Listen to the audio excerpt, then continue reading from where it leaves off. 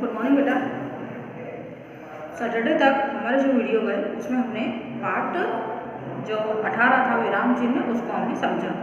विराम चिन्ह एग्ज़ाम के लिए भी उपयोगी है और उपयोगी इस प्रकार से क्योंकि हम दैनिक जीवन में वाक्य लिखते हैं, चैप्टर लिखते हैं, पाठ लिखते हैं, क्योंकि अभी आपका क्या चल रहा है, स्टडी टाइम चल रहा है, आप पढ़ रहे हैं, तो पढ़ने की जो आवश्यकता है वो आपको आगे तक आने वाली है। और लिखेंगे भी आप, चाहे आप गद्य में लिखते हो, पद्य में मतलब कविताएं लिख रहे हैं या कोई लेख लिखते हैं या एप्लीकेशन भी लिखते हैं, निबंध लिखते हैं, बहुत सारी चीज़ें जो क्योंकि हिंदी और इंग्लिश दोनों ही सब्जेक्ट यहाँ पर पढ़ा जाता है, तो दोनों ही विषय में जो विराम चिन्ह है उनका उतना ही महत्व है।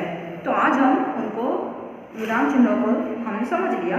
अब हम विराम चिन्ह के बाद में एक और पार्ट इम्पॉर्टेंट है जो है अशुद्धियाँ। जैसे आपको यहाँ पर दिख रहा है पार्ट 19 अशुद्धियाँ और उनका शोधन। शोधन मतलब होता है शुद्ध करना। अशुद्धि का मतलब पता है, अशुद्धि मीन्स गलती। शब्द या वाक्य संबंधी जो भी त्रुटि हो जाती है या गलती है या हमसे जो गलत शब्द लिखे जाते हैं तो उनका सही रूप क्या है ये पहचानना हमको जरूरी है। हिंदी व्याकरण में इसका महत्व तो और भी बढ़ जाता है, क्योंकि जब तक हम सही शब्दों को नहीं पहचानेंगे, अनुस्वार है, अनुनासिक है, कहाँ पर छोटा हो, कहाँ पर बड़ा हो, किस प्रकार शब्द कौन सा आएगा, कहाँ पर हलंत का प्रयोग किया जाएगा, कहाँ पर आधे अक्षर आएंगे, यदि हमको इन चीज़ों का ज्ञान नहीं होगा तो भाषा का जो शुद्ध रूप है वो हम कैसे सीख पाएंगे और स्थायी रूप है वो कैसे जानेंगे। तो आपको पार्ट 19 यहाँ पर दिया गया है अशुद्धि और उनका शोधन, उनका शुद्ध करने का तरीका। अब देखिए यहाँ पर लिखा है, अपने मन के भाव विचार लिखते समय हम प्राय 2 प्रकार की अशुद्धि जो है हमसे हो जाती है। मन के भाव विचार जब हम लिखते हैं तो 2 प्रकार की जो अशुद्धियाँ हैं वो हमसे होती है। अब कौन सी? पहला दिया है आपको शब्द स्तर पर, क्योंकि पहले वर्ड लिखते हैं, और दूसरा होता है वाक्य के स्तर पर। दूसरा हम क्या लिखते हैं? सेंटेंस। तो शब्द और वाक्य दोनों संबंधी जो अशुद्धियाँ हमसे हो जाती है। अब हम इनका जो है क्रमिक अध्ययन करते हैं। क्रमिक अध्ययन मतलब क्रमवार इनको देखते हैं। तो आज हम हमारे पाठ में शब्दों वाली जो अशुद्धियाँ हैं उनको देखेंगे। ठीक, अब यहाँ पर आपको रेड कलर से जो लिखा हुआ है ये शब्दों में होने वाली सामान्य अशुद्धियाँ। व्याकरण की दृष्टि से यहाँ पर पहले यहाँ पर स्वर, ठीक है, स्वर में जो होता है अ आ, इससे संबंधित अशुद्धि। और अब साइड वाले बॉक्स में देखेंगे तो री, जो री ऋषि का बनता है उससे संबंधित। जैसे री ऋषि का हम ऐसा बनाते हैं,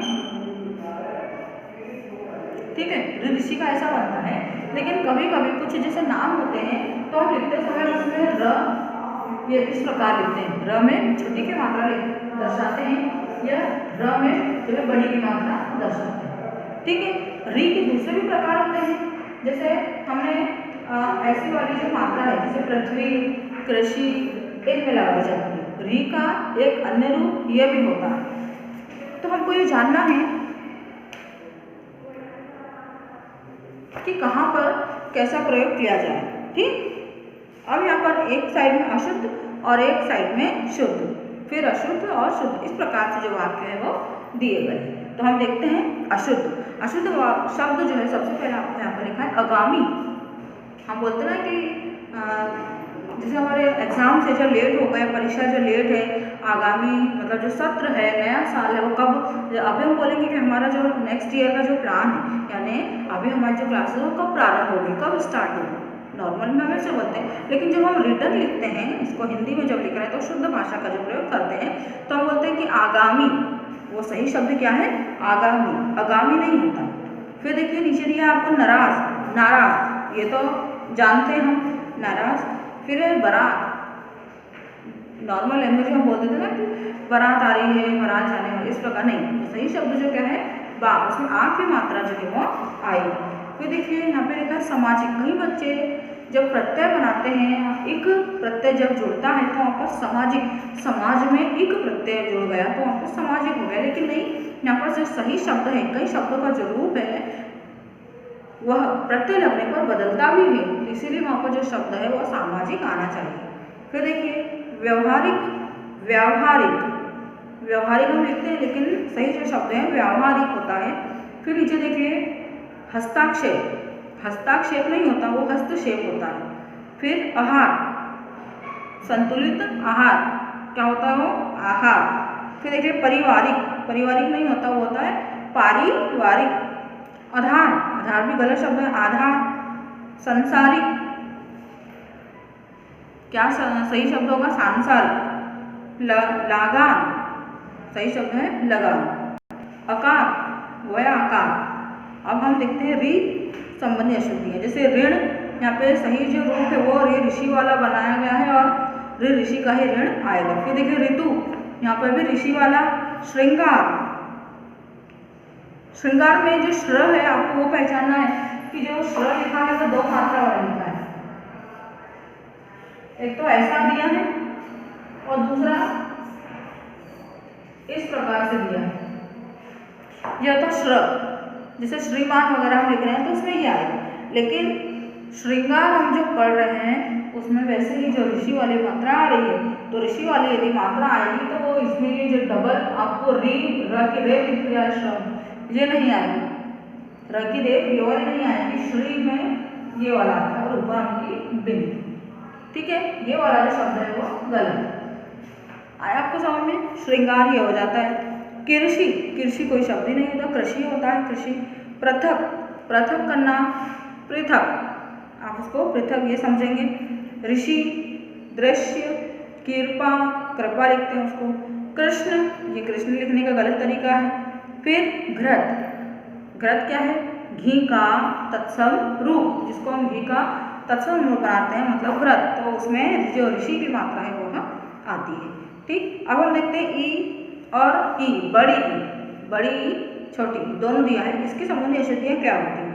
इसमें बहुत बच्चे गलती करते हैं। मात्राओं संबंधी जो है ये हम इसमें देखेंगे आप, तो आपको असल समझ में आएगा। देखिए उन्नति में बड़ी की मात्रा लगी, लेकिन नहीं, यहाँ पर छोटी की भी मात्रा आएगी। शक्ति किस प्रकार से लिखा आता है?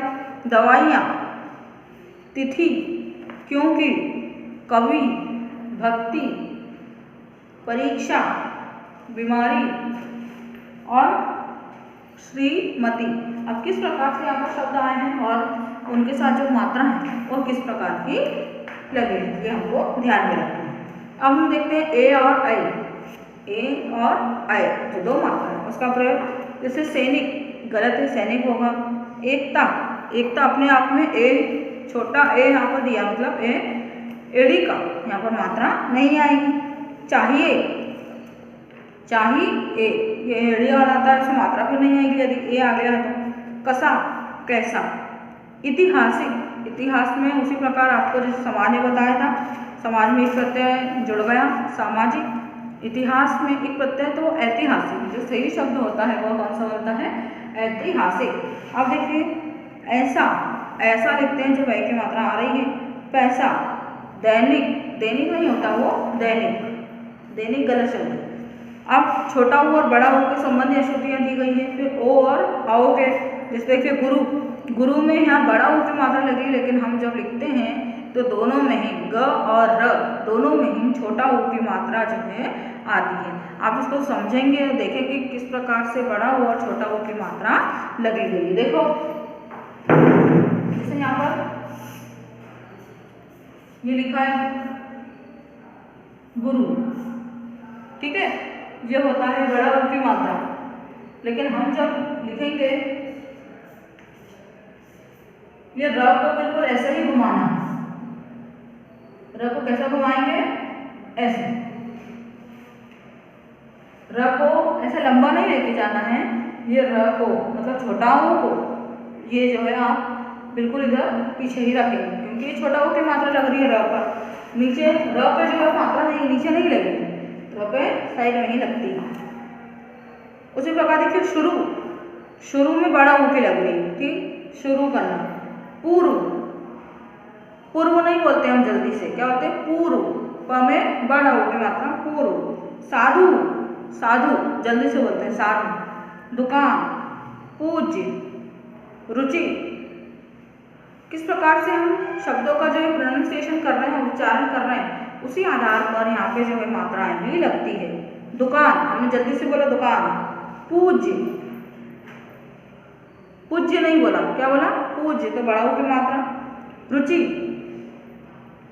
रुचि, रुचि नहीं, र में छोटा ऊ की मात्रा आएगी, ठीक। नुपुर, नूपुर, नुपुर। लघु, हिंदू, हिंदू में बच्चे बहुत गलती करते हैं, हिंदू में हमेशा द में बड़ा ओ की मात्रा आती है। ठीक, अब ओ और औ संबंधी अशुद्धि देख लेते हैं। जैसे औजार, सही रूप क्या है? औजार। औरत, मौखिक, अलौकिक, नौकरी, त्योहार। अब यहाँ पर जो त्योहार शब्द लिखा है, हम उसमें क्या करते हैं? अधिकतर दो मात्राएं लगाते हैं। सभी लोग लगाते हैं दो मात्राएं। ठीक, लेकिन अब जब इसका शुद्ध रूप आया है, उसमें केवल एक ही मात्रा लगी है। देख सकते हैं आप आपकी बुक में, क्योंकि अब जो शुद्ध रूप आया उसमें क्या लगना है? केवल ओ की, औ की मात्रा नहीं लगेगी, केवल ओ की मात्रा, एक मात्रा लगेगी। ठीक, फिर देखिए भौगोलिक, भौगोलिक हो गया यहाँ पर, लेकिन इसका सही शब्द क्या है? भौगोलिक। औद्योगिक, औद्योगिक किस तरीके से लिखा है यह भी हमको देखना है। अब यहाँ पे अम संबंधी अशुद्धियाँ, इसको हम नेक्स्ट वाले वीडियो में देखेंगे, लेकिन अभी आपको पेज नंबर 271 पर जितना आपको शुद्ध अशुद्ध जो शब्द दिए गए हैं, आपको उनको ध्यान में रखना है। ठीक।